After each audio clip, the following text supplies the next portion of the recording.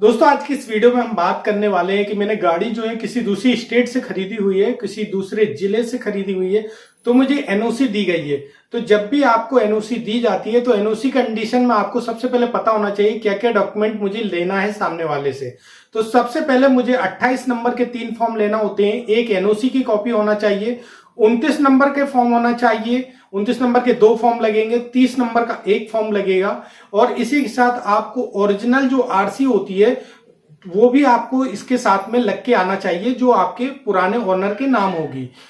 उसके साथ ही आपको प्रदूषण सर्टिफिकेट इसमें लगा हुआ होना चाहिए और वाहन का जो भी बीमा होता है बीमा भी इसके साथ लगा होना चाहिए। जब ये एनओसी हम लेकर आएंगे तो एनओसी जो है आपका जो आरटीओ होता है उसमें जाकर जमा करना होती है।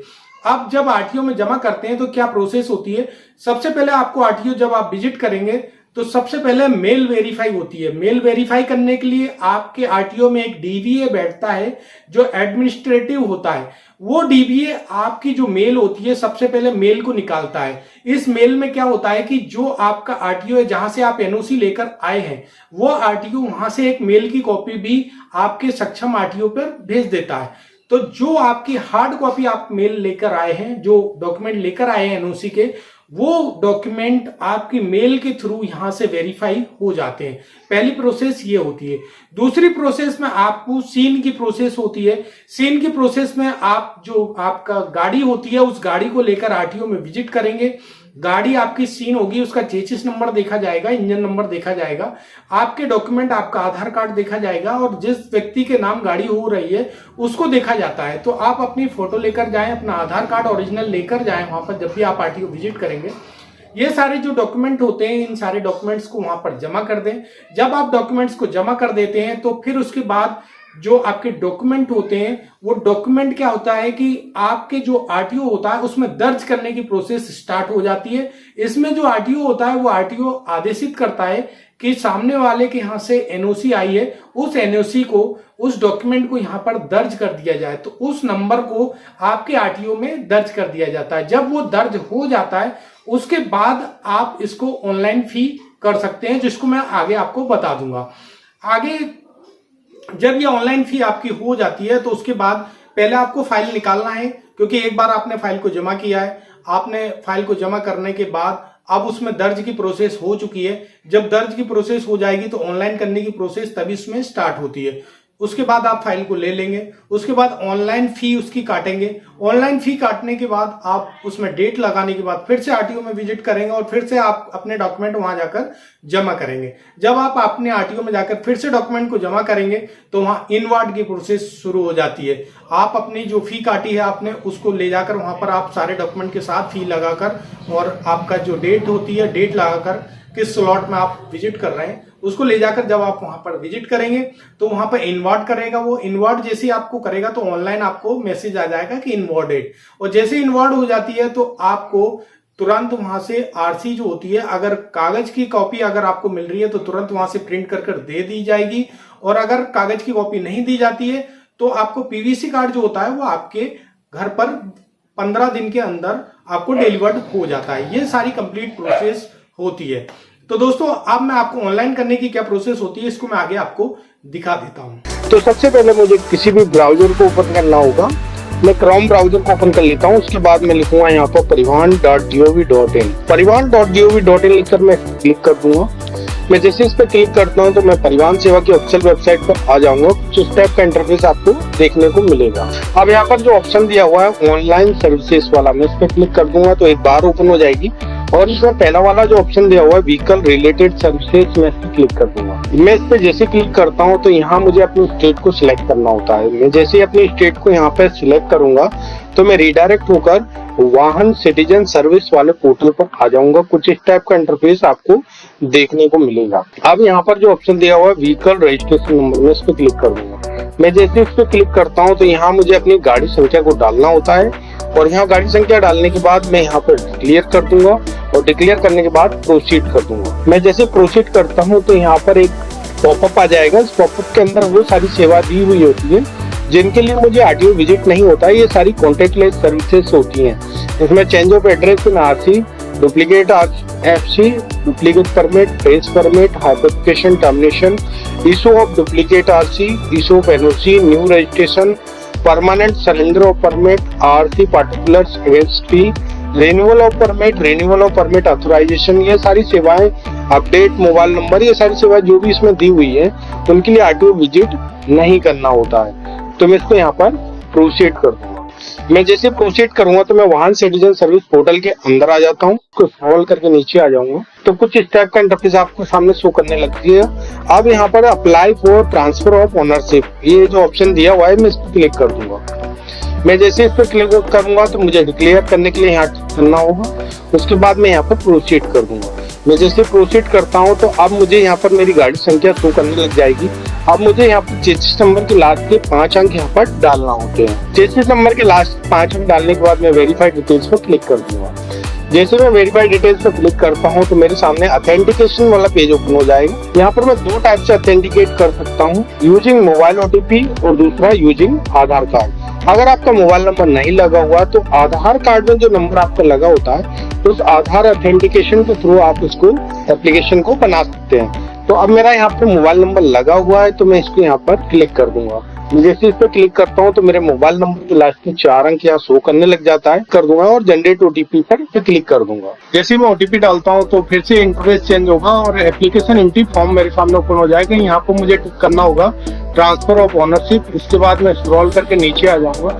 अब मुझे जो व्यक्ति गाड़ी को खरीद रहा है उसकी बेसिक डिटेल्स को यहाँ पर डालना होता है। तो यहाँ पर मैं नाम, पिता का नाम और सेल डेट जो होती है, कुछ भी जो भी सेल डेट आपने जिस डेट में इसको वाहन को आप बेचा है उस डेट को डालेंगे और जो बायर है उसका मोबाइल नंबर को इसमें डालना होता है। तो सबसे पहले यहाँ पर मैं बायर का नाम को भर दूंगा, उसके बाद बायर के पिता का नाम यहाँ पर भरना होगा, कैटेगरी जनरल ही रहने देंगे, पर्पस सेल ही रहने देंगे, न्यू ओनर सीरियल नंबर यहाँ पर 3 ऑटोमेटिक आने लगेगा क्योंकि ये थर्ड पार्टी पे जा रहा है। सेल अमाउंट यहाँ पर एज इट इज रहने देंगे, सेल डेट को यहाँ पर सिलेक्ट कर लेंगे, उसके बाद यहाँ पर मोबाइल नंबर को डाल देंगे और मोबाइल नंबर डालने के बाद स्क्रॉल करके नीचे आ जाएंगे और यहाँ पर क्लिक करने के बाद सेव कर देंगे। जैसे यहाँ पर मैं सेव करता हूँ तो मेरा यहाँ पर एप्लीकेशन रेफरेंस नंबर यहाँ पर जनरेट हो जाता है, यानी एप्लीकेशन नंबर जनरेट हो जाता है। इस एप्लीकेशन नंबर को नोट डाउन कर लेंगे और यहाँ पर ओके कर देंगे। अब हम फिर से वाहन सिटीजन सर्विस पोर्टल पर फिर से आ जाएंगे। यहाँ पर फिर से मैं यहाँ पर प्रोसेस को दोहराना होगा, व्हीकल रजिस्ट्रेशन नंबर पर क्लिक करेंगे, गाड़ी संख्या को फिर से यहाँ पर डालूंगा मैं।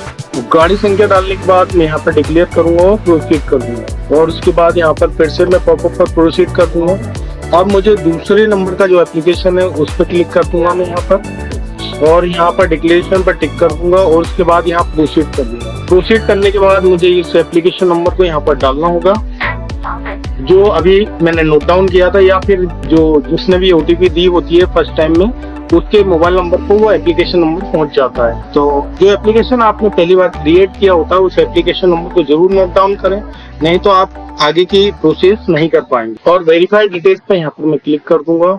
वेरीफाइड डिटेल्स क्लिक करने के बाद जो मैंने मोबाइल नंबर इसमें डाला था जो एप्लीकेशन बनाते वक्त वो यहाँ पर शो करने लग जाएगा। अब मैं यहाँ पर जनरेट ओटीपी पे क्लिक कर दूंगा तो मेरा जो रजिस्टर्ड मोबाइल नंबर जो अभी मैंने लगाया है उस पर 4 अंकों की वाहन की तरफ से एक ओटीपी जाती है। उस ओटीपी को मुझे यहाँ पर डालना होता है और ओटीपी डालने के बाद मैं यहाँ पर सबमिट कर दूंगा। अब मैं जैसे ही दोबारा यहाँ पर ओटीपी डालने के बाद सबमिट करता हूँ तो एप्लीकेशन एंट्री फॉर्म मेरे सामने फिर से ओपन होगा। इस एंट्री फॉर्म में मुझे अपनी जो डिटेल होती है एड्रेस की उसको फिल करना होता है। तो यहाँ पर करंट एड्रेस मेरा क्या है उसको यहाँ पर भर देंगे। यहाँ पर house number, village, town, city जिससे बिलोंग करते हैं उसका डिटेल, उसके बाद जो भी आपका लैंडमार्क या पुलिस स्टेशन है उसको यहाँ पर भर देंगे। स्टेट ऑलरेडी सिलेक्ट होगा, डिस्ट्रिक्ट को आपको यहाँ पर सिलेक्ट करना होता है और डिस्ट्रिक्ट को सिलेक्ट करने के बाद पिन कोड यहाँ पर डाल देंगे। और यहाँ पर पेन नंबर और ईमेल आईडी ये ऑप्शनल होते हैं, अगर आपके पास है तो इसमें डाल सकते हैं। उसके बाद यहाँ पर सेम एज करंट एड्रेस कर देंगे तो यहाँ पर सारी डिटेल्स सेम हो जाती है। उसके बाद स्क्रॉल करके नीचे आ जाएंगे और यहाँ पर मेरे इंश्योरेंस की डिटेल यहाँ पर शो करने लग जाती है। उसके बाद और स्क्रॉल करके आता हूँ तो पीयूसी की डिटेल शो करेगी और यहाँ पर जितना भी फी यहाँ पर कट रही है वो यहाँ पर लास्ट में शो करने लग जाती है। तो मैं यहाँ पर पे नाउ पर क्लिक कर दूँ। अब मैं जैसे पे नाउ पर क्लिक करता हूँ तो यहाँ पर पेमेंट करने के लिए मुझे यहाँ पर आई हैव रीड क्लिक करना होता है और कंफर्म डिटेल्स क्लिक कर दूंगा मैं। उसके बाद यहाँ पर मैं पेमेंट गेटवे पर आ जाता हूँ तो इसको मैं सिलेक्ट कर लूंगा SBI मल्टी बैंक पेमेंट। उसके बाद आई एक्सेप्ट पर क्लिक कर दूंगा और कंटिन्यू कर दूंगा। जैसे मैं कंटिन्यू करता हूँ तो मैं यहाँ पर पेमेंट करने के अलग अलग ऑप्शन वाले पेज पर आ जाता हूँ। SBI ऑनलाइन वाला पेज होता है। SBI नेट बैंकिंग से मैं यहाँ पेमेंट कर सकता हूँ। अदर बैंक नेट बैंकिंग से पेमेंट करते हैं तो कुछ चार्ज एक्स्ट्रा पे करना होता है। उसके बाद स्टेट बैंक डेबिट कार्ड से पेमेंट कर सकते हैं। अदर बैंक डेबिट कार्ड से पे हो जाएगा और क्रेडिट कार्ड से आप पे करेंगे तो कुछ अमाउंट यहाँ पर एक्स्ट्रा पे करना होगा। उसके अलावा आप UPI से भी यहाँ पर पे कर सकते हैं। तो जो भी आपको सुटेबल लगे आप उसके अकॉर्डिंग यहाँ पर पे कर लें। मैं यहाँ UPI से करने जा रहा हूँ तो UPI पे मैं क्लिक कर दूंगा और उसके बाद स्क्रॉल करके नीचे आ जाऊंगा और यहाँ पर QR कोड को यहाँ पर सिलेक्ट कर लूंगा मैं। अब मैं इसको स्क्रॉल करके नीचे आ जाऊंगा और यहाँ पर जो QR कोड दिया हुआ है उस QR कोड को स्कैन कर लेंगे और यहाँ पर जो आपका फोन पे गूगल पे जिससे भी पेमेंट करना चाह रहे हैं उससे इसको पेमेंट कर देंगे आप। और जैसे मैं पेमेंट कर दूंगा यहाँ पर पेमेंट जैसे मेरा फोन पे गूगल पे या फिर अदर UPI जिससे भी आप कर रहे हैं उससे पेमेंट जैसे हो जाता है तो जो आपका ये प्रोसेस है वो ऑलरेडी आगे बढ़ जाएगा। तो कुछ सेकंडों तक आपको वेट करना होता है। टोटल ये टाइम ऑफ ड्यूरेशन 2 मिनट से ऊपर का होता है, लगभग 3 मिनट का होता है। अब यहाँ पर देखिए ऑटोमेटिक लिखा आ गया your transaction status is success. तो मैं इसको यहाँ पर ओके कर दूंगा और उसके बाद यहाँ पर रेमिटेंस इंफॉर्मेशन फॉर्म यहाँ पर शो करने लग जाता है। अब देखिए मेरा यहाँ जो एप्लीकेशन है वो आगे बढ़ चुका है। अब मुझे यहाँ पर पहली स्टेप जो है वो मेरी कंप्लीट हो गई है। अगर आपके पास 29-30 नंबर फॉर्म नहीं है तो यहाँ से प्रिंट ले लेंगे और यहाँ पर रसीद का भी प्रिंट एक लेना होता है तो इस रसीद के प्रिंट को भी निकाल लेंगे। अब दूसरी स्टेप में मुझे डॉक्यूमेंट को अपलोड करना होता है तो मैं अपलोड डॉक्यूमेंट क्लिक कर दूंगा। उसके बाद यहाँ पॉपअप पर डिक्लेयर कर दूंगा और डिक्लेयर करने के बाद अब मेरे सामने यहाँ पर डॉक्यूमेंट मैनेजमेंट सिस्टम वाला पेज, अपलोड डॉक्यूमेंट्स वाला पेज यहाँ पर ओपन हो जाता है। तो सबसे पहले मुझे passport size photograph of transferee यानी जो गाड़ी को परचेज कर रहा है उसी की सारी डिटेल्स को इसमें भरना होता है। सबसे पहले मैं पासपोर्ट साइज की जो फोटो होती है जो गाड़ी को परचेज कर रहा है तो उसकी फोटो को यहाँ पर अपलोड करना होता है। अब पहले डॉक्यूमेंट को अपलोड करने के लिए मैं चूज फाइल में चला जाऊंगा और जहाँ भी मेरा डॉक्यूमेंट होता है उसको सिलेक्ट कर लेंगे। यहाँ पर दोस्तों जैसे मैं डॉक्यूमेंट को सिलेक्ट करता हूँ तो यहाँ पर लिख कर आता है please check the file name, you should contain only alphabet, digit, special character. तो यहाँ पर आपको क्या करना होता है कि आपकी जो फाइल होती है उसकी अगर आप रीनेम नहीं करेंगे तो ये अपलोड नहीं होगा। तो यहाँ पर मैं फोटो को सिलेक्ट कर रहा हूँ तो सबसे पहले इसको मैं रीनेम करूंगा। राइट क्लिक मारकर मैं यहाँ पर चला जाऊंगा रीनेम पर और यहाँ मैं रीनेम कर देता हूँ इसको। अब मैंने 111 कर दिया इसको और सिलेक्ट करूंगा मैं। अब ये देखिए सिलेक्ट हो गया यहाँ। अब मेरे सामने अपलोड का ऑप्शन आ गया तो मैं अपलोड कर दूंगा यहाँ पर और यहाँ पर कंफर्म करने के लिए यहाँ पर डिक्लेयर क्लिक कर दूंगा। उसके बाद मैं ओके कर दूंगा। तो फाइल इज अपलोडेड सक्सेसफुल यहाँ पर मैं काट दूंगा। तो यहाँ पर मेरी फाइल अपलोड हो गई है और यहाँ पर ये आंख का जो निशान बना हुआ है इससे आप देख भी सकते हो इसमें। अब जो दूसरा डॉक्यूमेंट होता है वो 29 नंबर फॉर्म होता है तो सेम प्रोसेस आप चूज में चले जाएंगे और जब जो आपका 29 नंबर फॉर्म है उसको सबसे पहले रीनेम कर लेंगे। वो रीनेम करने के बाद उसको मैं फिर से सिलेक्ट कर लूंगा और यहाँ पर अपलोड कर दूंगा और यहाँ पर फिर से ओके कर दूंगा। तो ये दूसरा डॉक्यूमेंट भी अपलोड हो गया, इसको मैं यहाँ से काट दूंगा। अब मुझे 30 नंबर फॉर्म को अपलोड करना होता है। स्क्रॉल करके नीचे आ जाऊंगा, चूज फाइल में चला जाऊंगा और सेम प्रोसेस को फिर से दोहराऊंगा मैं। तो इसको जैसे ही मैं सिलेक्ट करता हूँ यहाँ अपलोड का ऑप्शन आ जाता है, इसको क्लिक करूंगा, कंफर्म करने के लिए ओके कर दूंगा। तो यहाँ पर मेरा तीसरा डॉक्यूमेंट भी यहाँ पर अपलोड हो गया है। अब यहाँ पर प्रूफ एड्रेस ऑफ ट्रांसफर यहाँ पर मैं चूज फाइल में फिर से जाऊंगा और फिर से सेम प्रोसेस रीनेम सबसे पहले, उसके बाद इसको सिलेक्ट करूंगा मैं। जैसे मैं सिलेक्ट करूंगा अपलोड का ऑप्शन आ जाएगा, फिर से मैं अपलोड कर दूंगा और कंफर्म करने के लिए ओके कर दूंगा। तो फाइल इज अपलोडेड सक्सेसफुल। यहाँ पर मेरा चौथा डॉक्यूमेंट भी अपलोड हो गया। उसके बाद proof of date of birth of transferee फिर से मैं चला जाऊंगा उसको चूज फाइल में जाकर जो गाड़ी को परचेज कर रहा है उसके आधार कार्ड को सिलेक्ट कर लूंगा और यहाँ पर अपलोड कर दूंगा और ओके कर दूंगा। अब यहाँ पर एक डॉक्यूमेंट अपलोड होगा, passport size photograph of transfer, यानी गाड़ी जो सेल कर रहा है उसकी फोटो को यहाँ पर अपलोड करना होता है। तो उसको मैं सिलेक्ट कर लूंगा, फिर से मैं रीनेम करूंगा। रीनेम करने के बाद फिर से मैं उसको सिलेक्ट कर लूंगा, यहाँ पर अपलोड का ऑप्शन आएगा, उसको अपलोड कर दूंगा, कंफर्म करने के लिए ओके कर दूंगा। मेरा यहाँ पर छठा जो डॉक्यूमेंट होता है वो भी अपलोड हो गया है। अब जो सातवां डॉक्यूमेंट होता है वो एनओसी होती है, जो दूसरी स्टेट या दूसरे जिले से आप लेकर आए उस एनओसी को यहाँ पर अपलोड करना होता है। और अगर आपकी एनओसी नहीं आई है, आप एक ही जिले में गाड़ी को ट्रांसफर कर रहे हैं तो यहाँ कुछ भी अपलोड नहीं करना होता है। तो दोस्तों यहाँ पर मैं उसी चूज फाइल में चले जाकर एनओसी को यहाँ पर सिलेक्ट कर लूंगा और मेरा सातवां डॉक्यूमेंट भी यहाँ पर क्लियर हो जाएगा। उसके बाद मैं यहाँ पर प्रोसीड फर्दर कर दूंगा। तो मेरी यहाँ 2 स्टेप्स यहाँ पर कंप्लीट हो जाती है और तीसरी स्टेप में मुझे यहाँ पर फाइनल सबमिट करना होता है। तो जैसे मैं फाइनल सबमिट करता हूँ तो application submitted successful, please take appointment now and visit RTO on schedule date. तो इसको मैं यहाँ पर होम कर दूंगा। अब दोस्तों मुझे यहाँ पर डेट को लगाना होता है, तो डेट को लगाने के लिए मैं व्हीकल रजिस्ट्रेशन नंबर पर क्लिक कर दूंगा।